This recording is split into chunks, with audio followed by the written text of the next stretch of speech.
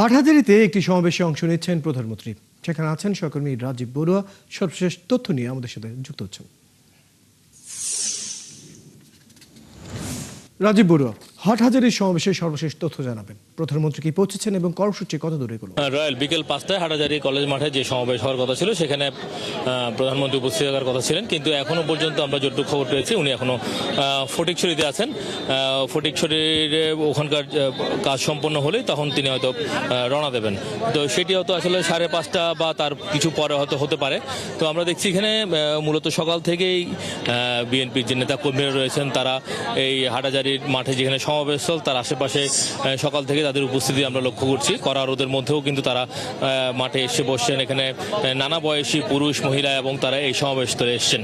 এবং এখানে মূলত আপনি জানেন যে কিছুদিন আগে চট্টগ্রামে যে ভয়াবহ বন্যা হয়েছে এবং সেই বন্যার ক্ষতিগ্রস্তদেরকে সহায়তা করার জন্য মূলত তারেক রহমানের হাটহাজারীর এই মানবিক সহায়তা কর্মসূচি, এই জনসভাটা হাটহাজারী উপজেলার যে বন্যায় ক্ষতিগ্রস্ত হয়েছে এবং সুবিধাবঞ্চিত যে মানুষ তাদের যে গৃহ নির্মাণের যে বিষয়টি, এখানে 30 জনকে 1 লাখ টাকা করে উনি সহায়তা দিচ্ছেন। পাশাপাশি 15 জন প্রতিবন্ধী তাদেরকেও 10,000 টাকা করে সহায়তা তিনি দিচ্ছেন। এবং এখানে বিকেল 5টায় যেই সমাবেশ হওয়ার কথা ছিল সেটি হয়তো প্রধানমন্ত্রী তারেক রহমান আসতে হয়তো শুরু হবে। এবং তিনি ফটিকছড়ি থেকে চিটাং হাটহাজারী এসে প্রথমে এখানে আপনি জানেন যে হেফাজতের যিনি প্রতিষ্ঠাতা আমির আহমদ শফি তার কবর জিয়ারত করবেন। পাশাপাশি আরেকজন আমির জুনায়েদ বাবুনগরী তার কবর জিয়ারত করবেন। এরপর তিনি এই সমাবেশের স্থলে আসবেন। এবং এখানে নেতাকর্মীরা খুব উচ্ছ্বসিত। তারা বলছেন যে আসলে তারেক রহমান অনেকদিন এই সরকার প্রধান হওয়ার পরে প্রথমবারের মতো আসছে, তারা খুব খুশি এবং তিনি চান যে আসলে তারেক রহমান যেন এই হাটহাজারীর জন্য কিছু একটা করুক। বিশেষ করে এখানকার যানজটের যে ভয়াবহতা সেটি নিরসনের জন্য একটি 4 লেন যেন এখানে স্থাপন করা হয়, সেই বিষয়ে একটা উদ্যোগ নেওয়া হয়। কেননা আপনি জানেন যে হাটহাজারী থেকে 2টি জেলার যাওয়ার যে রাস্তা, রাঙ্গামাটি এবং খাগড়াছড়ি, ফলে 2টি জেলার রাস্তা যেহেতু সংযোগস্থল হাটহাজারী, ফলে এখানে সবসময় আসলে একটা প্রচণ্ড জ্যাম লেগে থাকে। ফলে তারা এই জ্যাম থেকে মুক্তি পেতে চান। এবং এখানে একটি কৃষি সেন্টার আছে, সেই কৃষি সেন্টারকে কেন্দ্র করে তারা চান যে এখানে একটি বিশ্ববিদ্যালয় যদি হয়, কৃষি বিশ্ববিদ্যালয়, সেটিও তাদের দাবি রয়েছে। এবং এই সমাবেশ শেষে তিনি এখানে ডাকবাংলোতে যাবেন এবং ডাকবাংলোয় সেখানে একটি নিম গাছের চারা রোপণ করার কথা রয়েছে। এবং এখান থেকে সর্বশেষ উনি চট্টগ্রাম নগরীতে যাবেন। সেখানে তার দলীয় যে সাংগঠনিক সভা সেটি তিনি সেই সাংগঠনিক সভায় উপস্থিত হবেন রেডিসন ব্লু হোটেলে। তো এই হচ্ছে মোটামুটি তারেক রহমানের যে সাংগঠনিক সফর এবং হাটহাজারী থেকে সর্বশেষ তথ্য। ধন্যবাদ রাজীব বড়ুয়া। খবর রাখতে থাকুন। দর্শক, আমাদের সাথে আমাদের সহকর্মী রাজীব বড়ুয়া যুক্ত ছিলেন চট্টগ্রামের হাটহাজারী থেকে। সেখানকার প্রধানমন্ত্রীর যে আজ সফর সেটি নিয়ে সর্বশেষ খবর তার কাছ থেকে আমরা জানছিলাম। এবার অন্যান্য সংবাদ। একসময়ে দিগন্ত জোড়া নোনা জল আর সাধারণ মানুষের জীবন জীবিকার মহেশখালী এখন সম্ভাবনার এক নতুন দিগন্তে দাঁড়িয়েছে। সমুদ্রের বুক চিরে এগিয়ে আসছে গভীর সমুদ্র বন্দর, পাশে বিদ্যুৎ উৎপাদনের বিশাল অবকাঠামো, আর পুরো অঞ্চল ঘিরে চলছে সমন্বিত উন্নয়নের পরিকল্পনা। আজ সেই সম্ভাবনার বাস্তব অগ্রগতি সরেজমিনে দেখলেন প্রধানমন্ত্রী তারেক রহমান।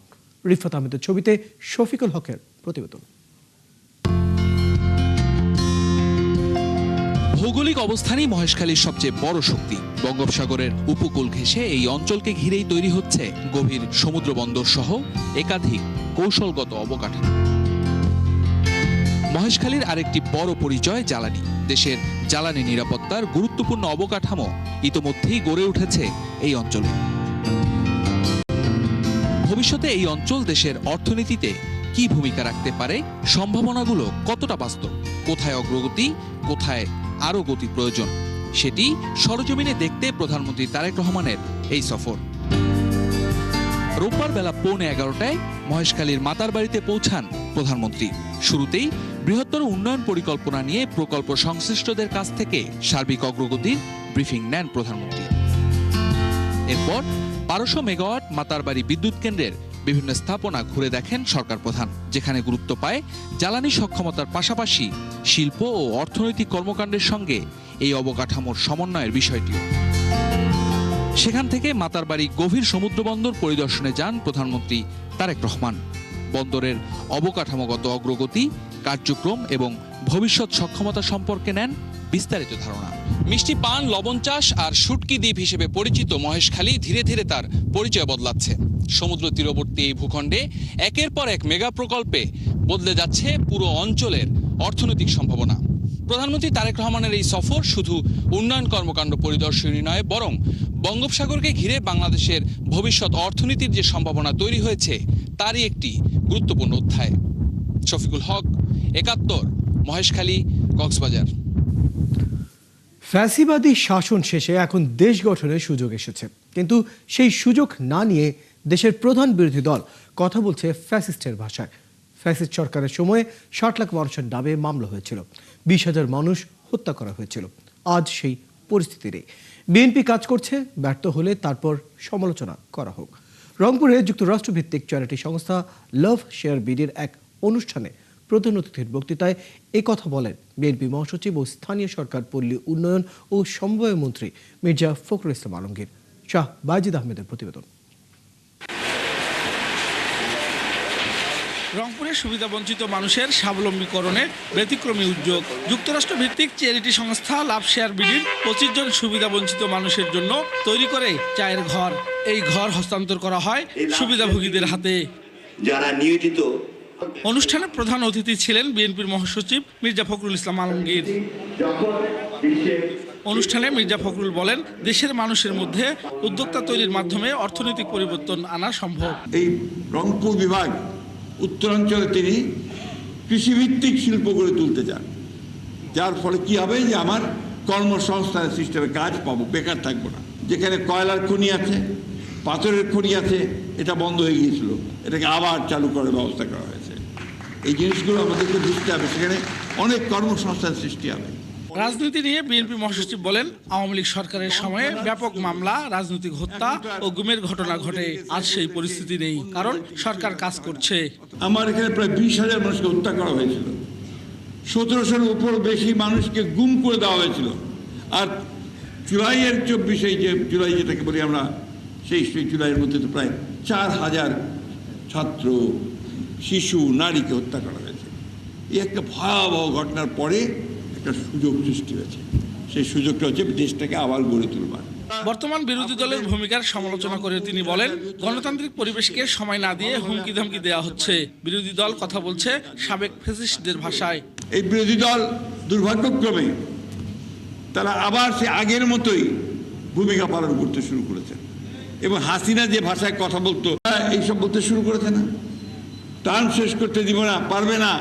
সুবিধা বঞ্চিত ২৫ জন মানুষের হাতে চায়ের ঘর তুলে দেওয়ার মধ্য দিয়ে শেষ হয় আয়োজন। অনুষ্ঠানে উপস্থিত ছিলেন পররাষ্ট্র মন্ত্রণালয়ের সিনিয়র সচিব ও রাষ্ট্রদূত মুশফিকুল ফজল আনসারী এবং লাভ শেয়ার বিডির পরিচালক জাহিদ খান সহ অন্যান্য নেতৃবৃন্দ। কিন্তু উনি এই এক সপ্তাহের মধ্যে বাইজিদ আহমেদ, ৭১, রংপুর।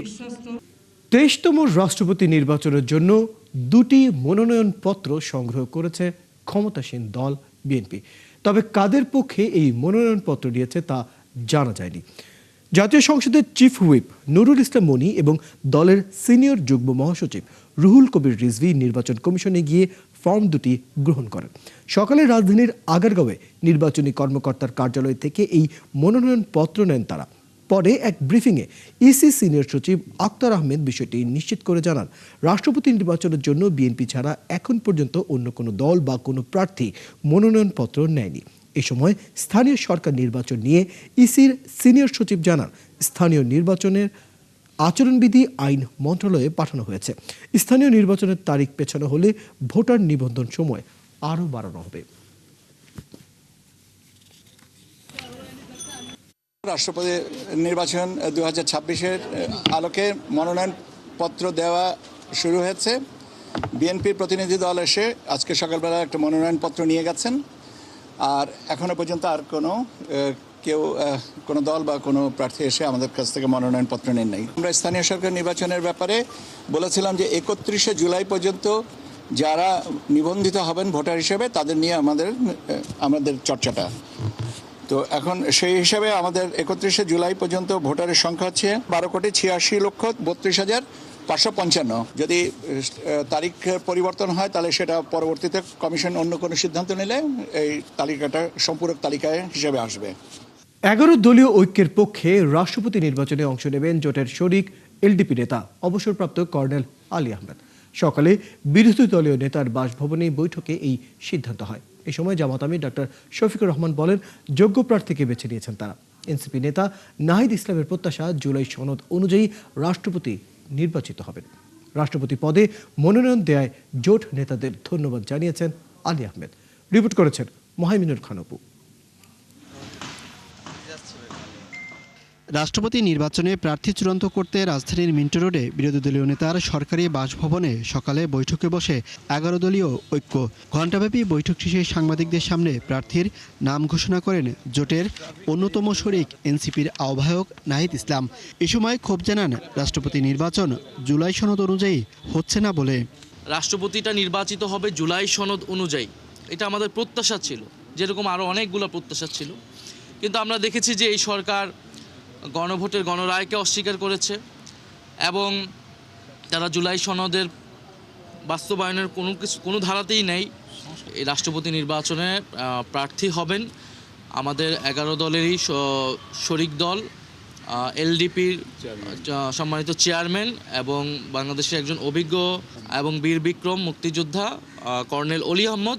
রাষ্ট্রপতি পদে মনোনীত করায় 11 দলীয় জোটকে ধন্যবাদ জানান অলি আহমেদ। যে কোনো পরিস্থিতিতে দেশ ও জনগণের পাশে থাকার অদাও করেন তিনি। সবাই সর্বসম্মতিক্রমে আমার নাম প্রস্তাব করেছে। আমি সমগ্র জাতির কাছে কৃতজ্ঞ, 11 দলীয় ঐক্য জোটের সকলের কাছে কৃতজ্ঞ, আমাদের সকল নেতাকর্মীদের কাছে কৃতজ্ঞ। আপনাদের মাধ্যমে আমরা জাতিকে বলতে চাই, আমরা আমাদের জায়গা থেকে এই জাতির সাথে কখনো বেইমানি করব না। এ সময় বিরোধী দলীয় নেতা ও জামায়াত আমির ডাক্তার শফিকুর রহমান বলেন, সবচেয়ে যোগ্য ব্যক্তিকে বেছে নিয়েছে জোট। আমাদের বিবেচনায় সর্বোত্তম ব্যক্তিটাকে আমরা এই দেশের প্রেসিডেন্ট পদে মনোনয়ন দিয়েছি। আপনারা দোয়া করবেন আমাদের প্রত্যেকটি কাজ যেন জাতির জন্য হয়, জাতির কল্যাণের জন্য হয়। আমরা এই ব্যাপারে ইনশাল্লাহ কোনো আপোষ করব না। বৈঠকে 11 দলীয় জোটের শীর্ষ নেতারা উপস্থিত ছিলেন। মোহাইমিনুল খান অপু, 71, ঢাকা। দর্শক, চলছে সংবাদ সংযোগ। সরাসরি সংবাদ এবং অনুষ্ঠান দেখতে চোখ রাখুন 71-এর ফেসবুক পেজে এবং সাবস্ক্রাইব করুন 71-এর ইউটিউব চ্যানেলে। 71-এর সাথে থাকুন।